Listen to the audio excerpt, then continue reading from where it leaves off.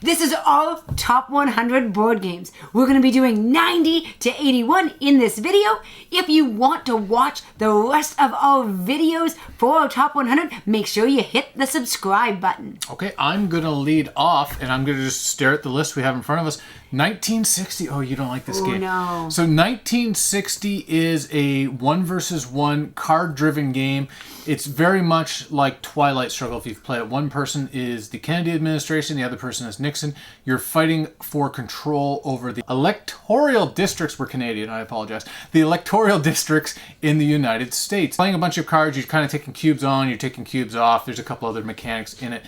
You don't like this one. No, every time I put a cube on, Matthias would conveniently take it off. I would put a cube on somewhere else, Matthias would magically take off 2 cubes. But that's the game. That's what you're supposed to do. And this is why this game was not on my list. So if I see anybody at a con, somebody says, let's play 1960, I am in because she won't play it. Take them off my hands for a while. We're talking about 1960, right? Of course, just 1960. Sure. Okay, number 89 is Legendary.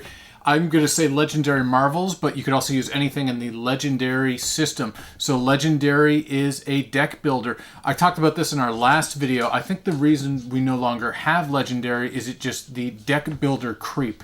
Whereas I had Legendary in like, I don't know, 3 or 4 big box expansions. And it just became way too much to manage in terms of having to just kind of get the games going and go grab a character out of this box, a villain here, shuffle it, do all this. In terms of the actual gameplay, I very much enjoyed it. At number 88 is Bricks and Mortar. New one. Now, this is fairly new to our collection. I love it, but you have to understand, I am also a business teacher. So when I got my hands on this game, I was super stoked. So I love the fact that you are managing different types of stores and you're trying to fulfill different goods. You can only do certain actions each turn, and I love the whole management aspect. And then the theme is fun. Yeah, it's very Power Grid-esque where you're trying to fight for resources as well. So you're managing a mall, you have different stores in the mall, and they sell, you might have different, like I have a food market, she has a food market, and we're kind of competing over those food cubes, setting the prices, buying it, reselling it, whatnot. But yeah, no, really solid game. And I'm really looking forward to getting more plays of this at larger player count. Number 87. This is a game where I am in love with it. And Matthias got the good idea to trade it out because he felt we played through it. And that game is Karuba. I know it's simple, but it is a game I could get to the table with absolutely anybody. You literally were building yourself a puzzle based on tiles that came up randomly, and you were trying to build yourself a path to get your different explorers to their various locations.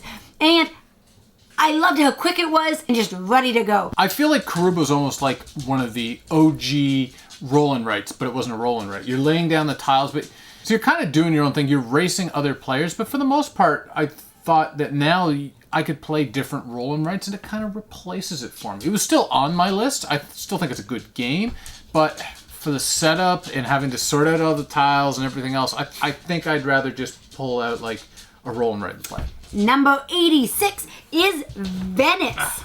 So Venice is a really cool game. You are moving gondolas around. So you have these awesome little wooden meeples that are gondolas, and it's basically a pickup and delivery game. And what you can pick up and where you can pick it up is based on kind of your previous travels. The map itself is a bit of an issue when you're getting up to higher player counts, just moving and managing that board. But otherwise, I truly enjoy the game. Yeah, and they're fixing the map issue, and I didn't think it was that big. You could just put a boat the other side.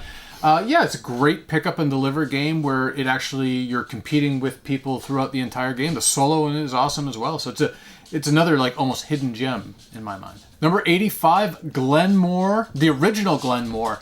So we've had that game. We had it. We got rid of it because it was out of print, and you know how I roll at this point. Yeah, it's just a tile laying game where you're kind of moving around a rondel. And I think it was the first game we played of that style where if you move ahead too far, you're leaving gaps for your opponents to come in and just swoop and grab a whole bunch of tiles. That mechanic is in a lot of games now, but at the time, for us, it was very original. And I love that game at 2, 3, 4. It's just a very good game. And I think at some point we would do Glenmore 2. Coming in at number 84 is Tangoden.